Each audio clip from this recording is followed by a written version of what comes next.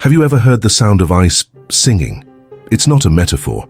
Some explorers who went to the Arctic more than 100 years ago swore that the ice spoke to them, that it vibrated like a choir of invisible voices beneath the frozen earth. Today, I'm going to read a diary found inside an iron box, sealed since 1897, the lost diary of an Arctic explorer. Before you open it, imagine this with me: wind that cuts your face, snow that shines even at night, and silence until the ice begins to sing. A high-pitched, continuous, almost human sound. And then he writes, "The ice was singing, no man dared answer." What would you do if you heard this? Would you go back to the ship? Would you stay and understand? This diary is real, and what it describes doesn't appear in any official expedition report. No newspaper of the time published the final entries. It was as if they had been erased from history. The author was a cartographer, someone who made his living measuring the world. But on Tiggs, that last voyage, the world began measuring him. The pages are stained, some burned, others nearly illegible.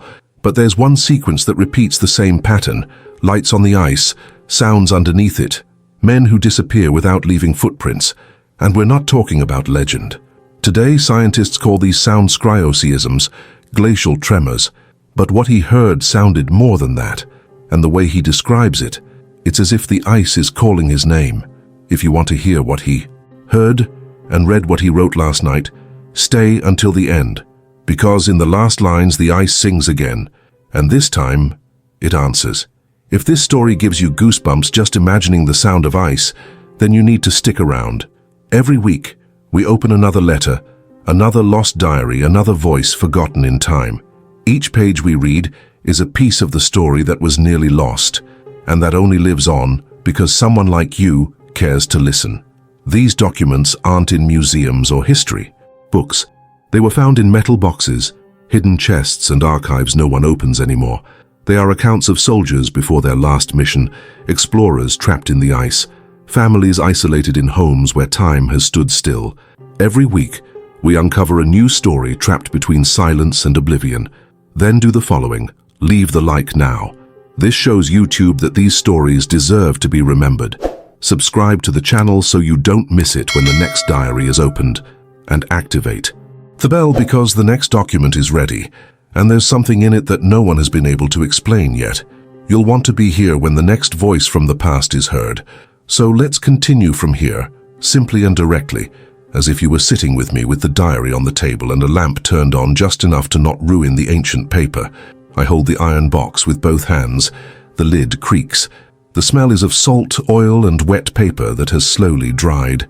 Inside, the lost diary of an Arctic explorer, 1897, leather cover, worn edges, a metal clasp that no longer closes. In the corner of the first page, the initials ES. The line is firm, but the letters tremble where the hand must have frozen. Do you feel that? It's not just reading. It's almost like shaking the hand of someone who lived and wrote before us. That's why we read Lost Letters and Forgotten Diaries, to listen to the voice from the past still alive. I run my finger, with the thin glove, along the groove left by the pen. I can see lamp stains, perhaps whale or seal blubber, typical of expeditions. I won't romanticize it. It was hard, dirty, freezing cold. The author begins simply, "We set out north, more ice than map." What a good line. More ice than map. It's the definition of expedition. They were beyond the known reaches, above Svalbard, in a strip where sea and sky seem one. He tells of the noise of the hull, the rope snapping in the cold, the sled dogs that get nervous when the dawn breaks.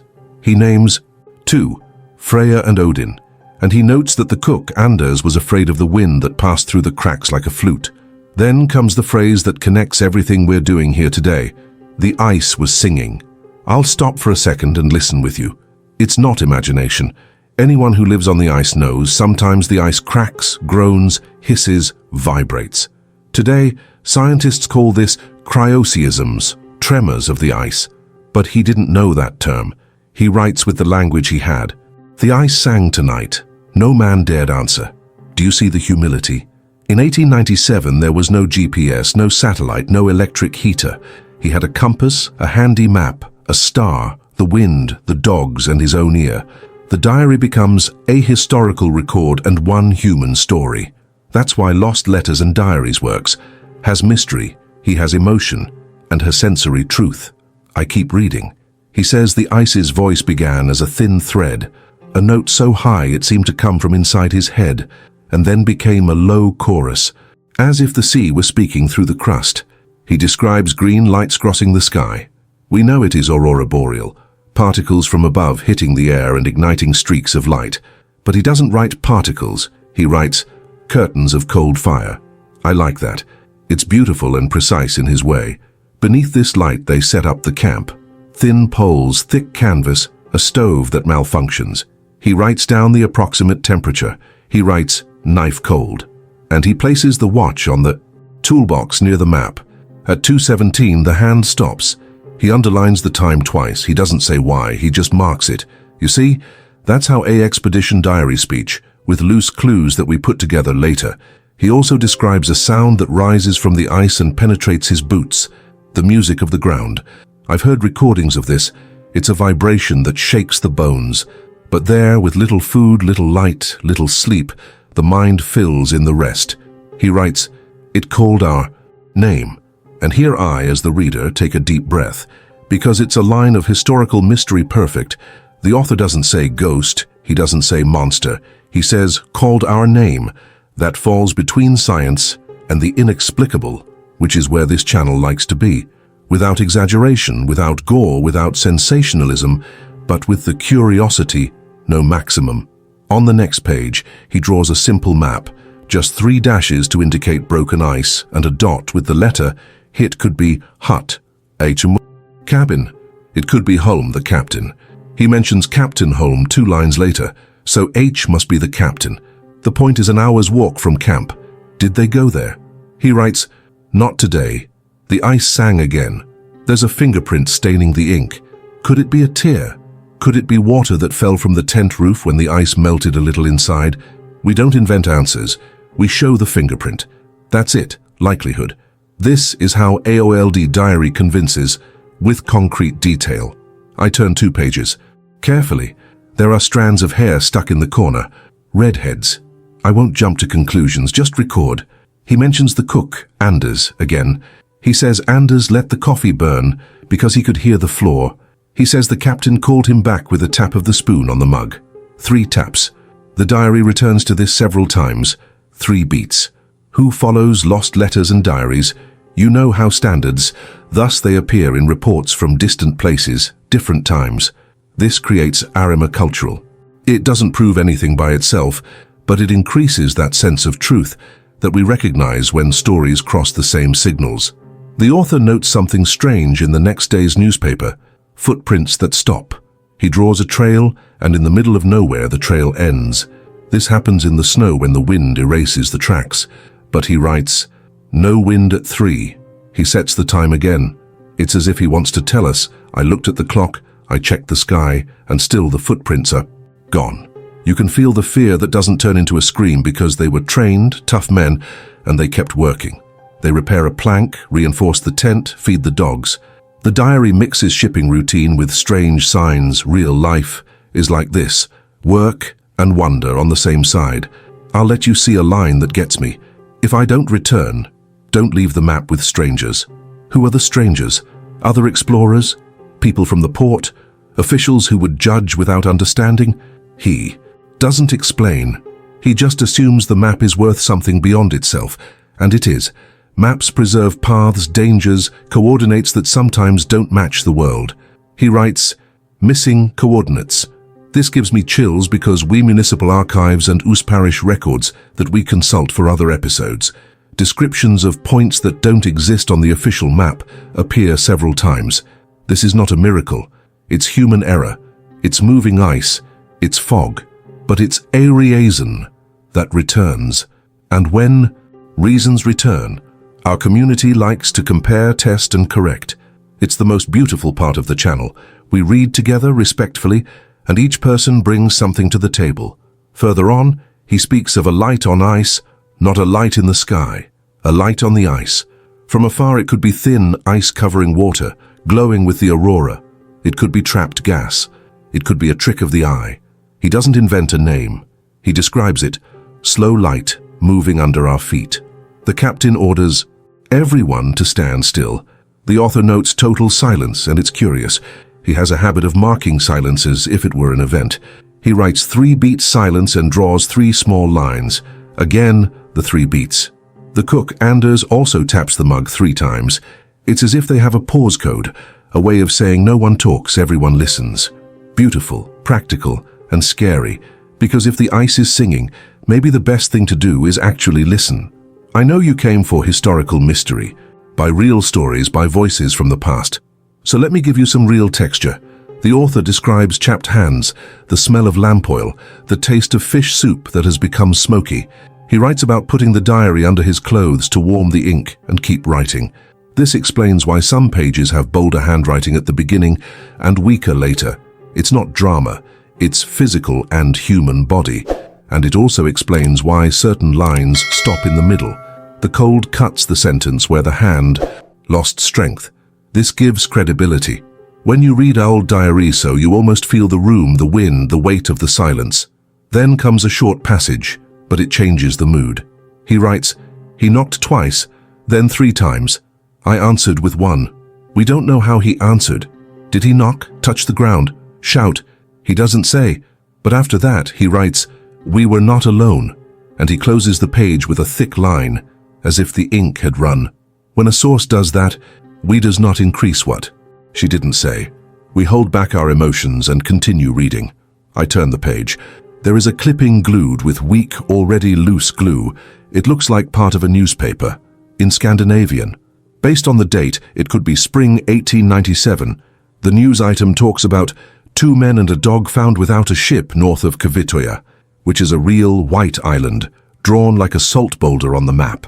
The clipping appears to be from after the diary, as if someone had used the notebook to save the news. This happens a lot in home archives. The family keeps everything together. Letter with clipping, photo with note. Life mixes things up. And for us, this is gold, because it shows trajectory of the document. It shows that someone cared, that someone wanted preserve memory. The author speaks again of Captain Holm. He says that the captain didn't like to write, but he knew how to listen. That's a good one.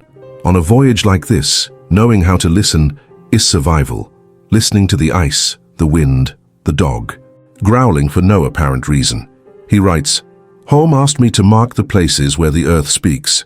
Earth speaking is a poetic way of speaking off noise of ice. He marks 3 crosses on the map. A larger cross is near a risk that could be Apollinia, which is an open waterhole in the middle of the ice. I only mention this term once because the idea is to keep it simple. Pollinia, a place where the sea breathes. The sound of the ice can come from there. This is possible, and it is powerful to imagine these men trying to measure the impossible with ruler, ear, and courage. In a more intimate passage, he writes to someone. He doesn't give their name. He says, dear.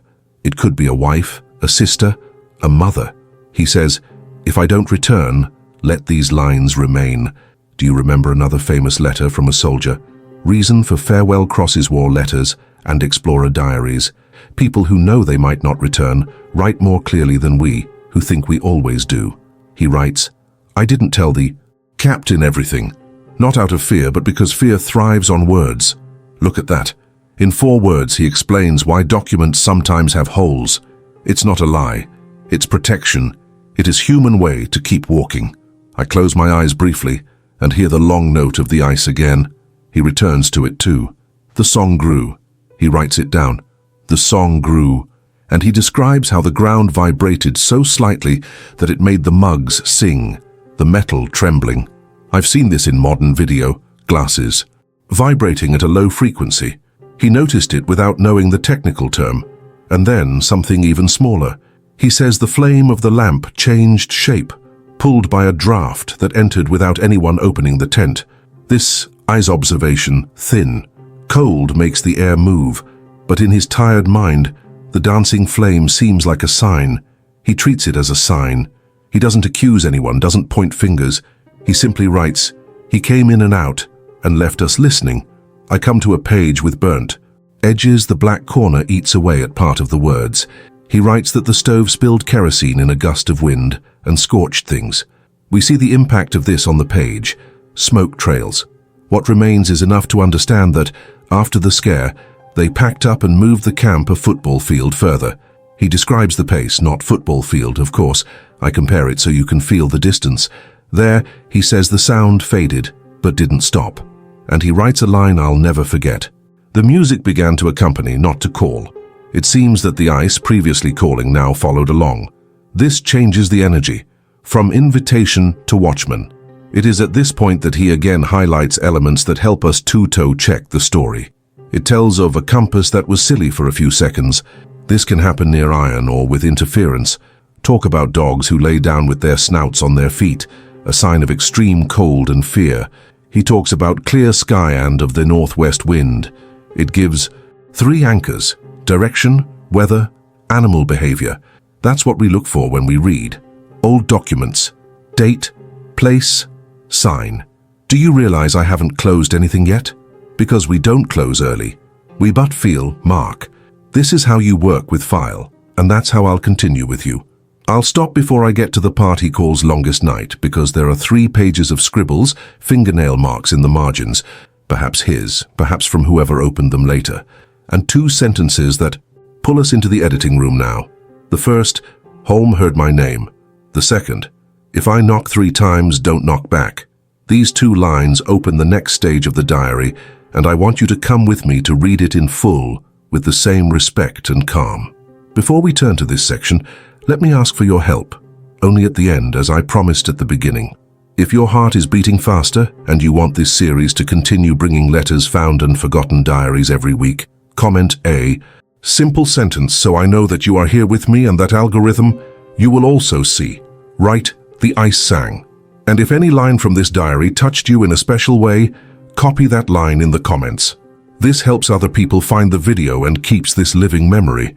And for those who enjoy working together, leaving clues and cross-referencing sources like we do, there's one more key word I'd like to see in the comments to get the next diary block out at the right pace. Write. Read to the E. End. This will be our signal that you want me to turn the next pages now. Where are the so-called 3 beats, and the note that connects this Arctic diary to a parish register from a coastal village in the same year, more than 200 kilometers away, with a detail that no one noticed on first reading? Let's open this part together. Next. I turn the page slowly, feeling the stiff paper, and find the passage he calls the longest night. The line changes. Before, it was firm. Now it seems to run as if the hand were chasing the thought. He writes that just before moonset, something vibrated beneath the tents and made the cutlery tremble inside the cans. It wasn't loud. It was like when someone blows into the mouth of a bottle and a low tone emerges. The captain signaled for everyone to be quiet. The cook placed the mug on the ground, and it responded with a thin hum. I heard my name, he writes. He doesn't write who called. He doesn't pretend to know. He simply marks the time and draws 3 short lines in the margin, the same code we've seen before. He recounts that 2 men went out to check the sled's lashings. The air was still, the sky clear, and the dawn looked like a transparent cloth over the camp, slowly trickling down. The dogs, who had previously grumbled at everything, lay down with their noses buried in their paws. One of them raised its head, sniffed, and then pretended to sleep, the behavior of an animal that doesn't want to attract attention. The author noticed this and noted, the animals know sooner. He writes as someone who accepts the rules of the place, not as someone who is frightened. When the 2 men returned, they found a scratch in the ice, a long straight line that hadn't been there earlier in the night. It could have been the ice sheet opening and closing. It could have been weight. It could have been nothing more than the movement of the water beneath. He doesn't make things up. He simply describes it. A new, very thin line, heading north, as if written by a fingernail. The word nail appears again 2 pages later, when he talks about the scratched edge of the board. I notice his way of repeating images: rope, mug, nails, nails. Small things gain value when everything else is huge and white. The captain asked for 3 taps with the staff. The author draws 3 dots. The response came slowly, as if it traveled far, far beneath them, a distant sound that seemed to come from a well. No one moved a muscle. He writes, that he thought of his father, who played the violin at home and for a second thought that the deep bass would match the instrument's high notes. This warm memory, in the midst of the cold, hurt his hand a little. The letter faltered. He took a breath and wrote, "I stayed." Then comes a paragraph about low-level lights, not in the sky, on the floor, beneath the transparent layer. He says he saw a moving glow, like a flashlight stuck in glass, and that it stopped beneath the sled, lingered there, for a moment, and then disappeared. I know it's tempting to say it was such and such, but he didn't have that answer, and the joy of the diary is to make us share honest doubt. When he doesn't know, he writes, "I don't know." He does this 3 times that night. Later, the author speaks of a sudden noise, a crack that spread from one corner of the camp to the other, causing everyone to look in the same direction without knowing what to do. This kind of thing creates a group. Fear, when it doesn't turn into despair, becomes a bond. He says that the captain, who wasn't a writer, asked to borrow the diary and kept running his finger over a line, as if reading with his skin was more accurate than reading with his eyes. Then he returned it, saying simply, "Mark the time." And he did. At one point, he picks up a glove and hits the canvas 3 times. The sound returned, not at the same speed, not at the same rhythm. It came back longer, as if the ground was tired. They interpreted it as "don't come." It could have been a coincidence. It could have been an echo. It could have been the ice responding the way ice responds, with its enormous, heavy, slow body. The author felt called and stopped at the same time, and it is this conflict that eats at his head. He writes, "If I go, I'll take the diary. If I stay, I'll write until the end." This tells us everything about him. He didn't want to be a hero. He wanted to record. The world is saved sometimes by those who write. In the east, middle of that night, Anderson, he writes it that way now, no longer Anders, knocked over a coal from the stove and one corner of the canvas went dark. They quickly smothered it, but the smell of burning cloth remained. The author notes the smell. Almost no one notes smells, and that's a clue to his sensitivity. Soon after, he draws a circle and places an H in the center. It could be for home, it could be for home, house, refuge. He doesn't translate. He just says, H is for near. His near is strange. The near on the ice is misleading. The crystal clear air brings everything closer. The captain didn't let anyone leave. Further on, a passage that caught me by surprise. He mentions voices, yes, but not from the ground. He says, "We heard people," and then crosses out people and replaces it with thing resembling people. The line is visible, dark. He was shy about the word, afraid to capture something that might just be wind in cracks. The sound seemed to come from behind. An unseen wall. This kind of description makes me pause because he didn't want to joke about it. He didn't use exaggerated adjectives. He crossed out, rewrote, and returned to humble precision. For me, this increases the power of the story. I reach a section where he lists small objects, the key to the iron box, a piece of blue fabric, a crumpled coin, a hair clip, small treasures he calls warm things. There, he explains, warm isn't temperature, it's memory. This disarms me. A person who lives outside all the time sometimes needs a little drawer inside, and it's at this point that the name Dear appears again, without knowing if it's wife, sister, mother. He promises to return, but not as an empty promise, as a simple impulse of someone wanting to return the notebook to the hands that know it. A dog stands up abruptly, barks once and falls silent. The author says that, in the aftermath, the flame changed shape again, stretching toward the opening. A draft. There's a kind of suspense in normal things behaving a little out of the ordinary. He writes that he considered covering the entrance with a blanket, but the captain preferred to leave it as is, because the tent needs to breathe. This line reminds me of a rule that applies to people and paper. Everything needs to breathe. Just when it seemed like darkness was about to fall, something broke far away, a loud crack, and the vibration arrived late, like thunder after lightning.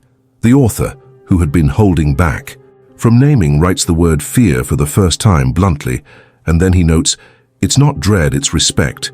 This is the tone that keeps us listening. He doesn't spiral, he respects. This helps us trust him when he says something he can't explain. He makes a small confession. I didn't tell the captain that earlier today I heard my name inside my head. This sentence is fragile. He tries to frame the experience simply, like someone describing thirst. He says the sound didn't come from outside, that it came from behind his forehead. This could be extreme fatigue, hunger, poor sleep, and internal noise. He doesn't use complicated words. He simply reports it as if measuring. Then he writes, "I'm going to sleep." He signs with his initials. The line sags a bit, perhaps because the notebook was resting on something hard. The next page begins with a stain that looks like dry salt. He speaks of a sunless dawn, a milky clarity. The first action of the day, checking the moorings, seeing if the new board has set. He says that beside the board there were marks on the ice, as if someone had touched the surface with their fingertips. I'm careful here because fingertips are his, not mine. He writes like this: "The touch seemed light, orderly, 5 small dots." He draws the 5 with uneven spaces, and no one in the group admits to having done it. It could have been an iron pin. It could have been a tooth from the sled's claw.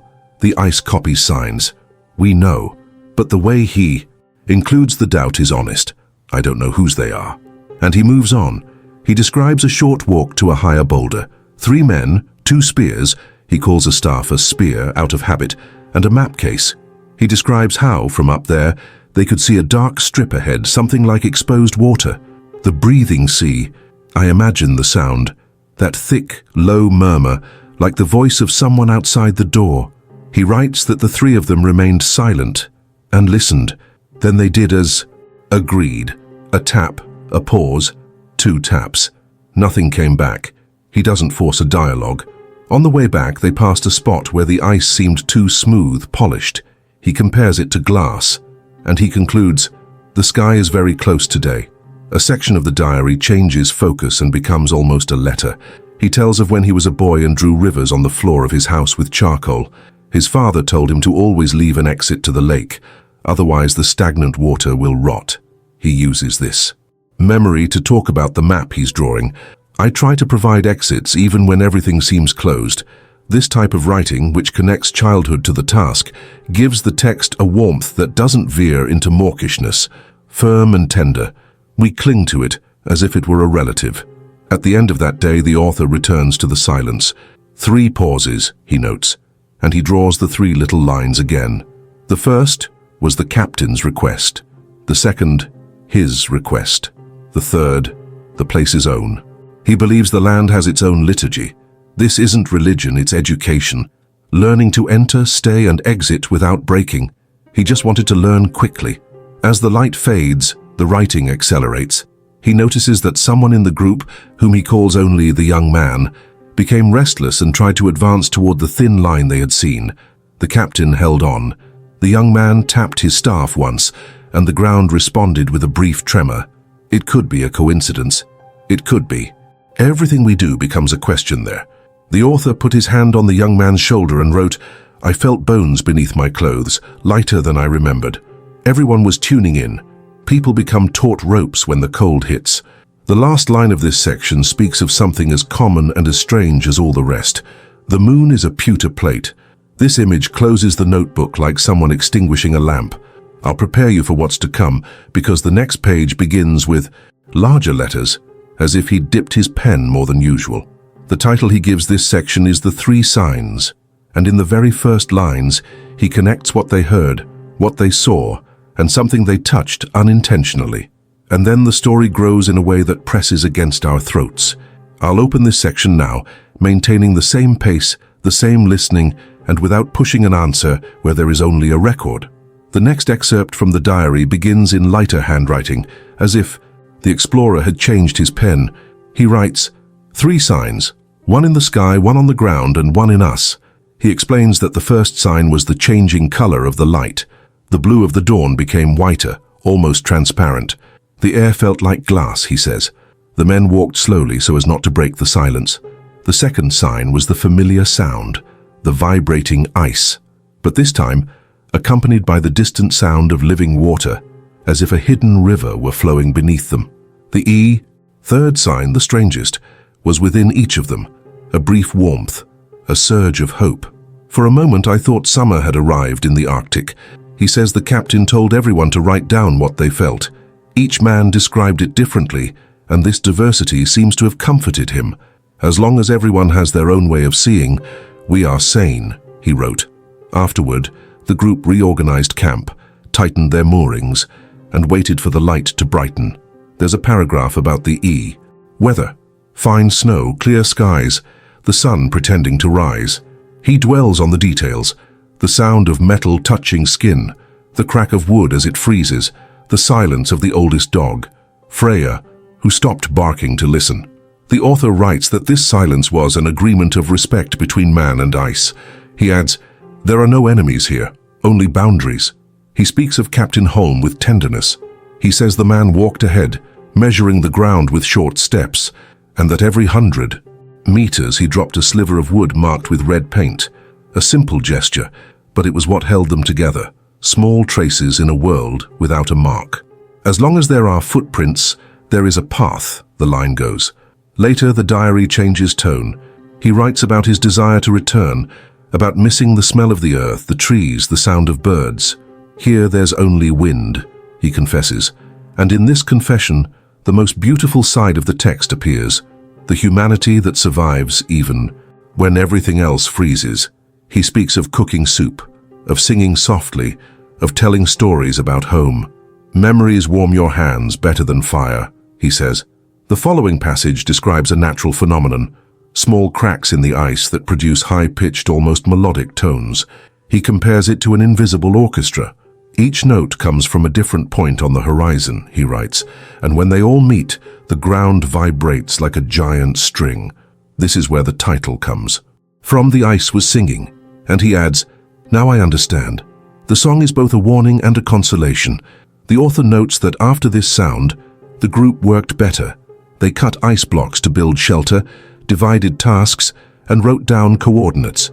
With each line, one senses that the diary is not just a report of danger, but of coexistence. The word "we" appears frequently. We cooked, we listened, we laughed at the cold. This repetition is what transforms the document into a testament to solidarity. In one of the last readable pages, the author reports that a storm was approaching. The wind shifted, the sky darkened, and the temperature plummeted. He writes, not about fear, but about preparedness. We learn that courage is continuing the work, even when the work seems futile. There is a final note, short and calm. "If anyone finds this journal, know that we tried to listen and understand. The ice sang, and we responded with silence." The narrator closes the notebook. The light from the archive reflects on the worn letters. He takes a deep breath. The voice that transcended time is still there, not asking for pity, but for remembrance. And that's what drives the video week after week. Ordinary people who wrote so as not to disappear. Then the narrator looks at the camera and speaks to the audience. These words have traveled over a century to reach us. The paper, the ink, the cold, everything has endured. And now it's our turn to keep this memory alive. If you felt something listening to this story, write in the comments. The ice sang.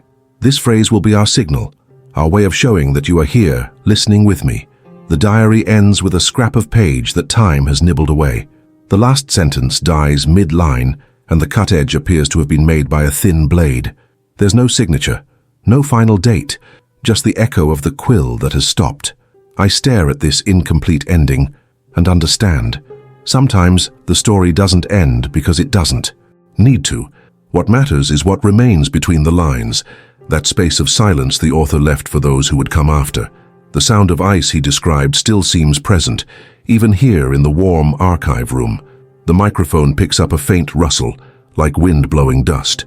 I let it linger for a moment. It's the past's way of saying it's still here. The camera closes in on the diary. The lights dim. His voice fades, but the feeling remains. Every record we read is an interrupted conversation. And perhaps it's better that way. Some answers must remain suspended in the air, where the ice still sings alone. The diary returns to the metal box. The sound of the iron striking is dry, small, but echoes throughout the room. For a moment, it seems as if everything trapped in the paper took another breath and then fell asleep. I wonder what the explorer intended when he wrote each line. Maybe he wasn't seeking glory. Maybe he just wanted someone, someday, to know he existed. Ultimately, every document is just that, a simple request not to disappear. As the file returns to the safe, light shines through the window and spills onto the floor, reminiscent of the clarity he described on ice. For a moment, you can feel the same chill in your fingers, not from temperature but from memory. And that's when you understand the reason for these readings. Each letter, each diary, is a piece of the courage of those who wrote, knowing that the world might never hear. We read, and the past breathes. We listen, and the silence changes shape. Next week, another document awaits its turn. Perhaps it comes from a ship stranded in the same region, perhaps from a camp that was never found again.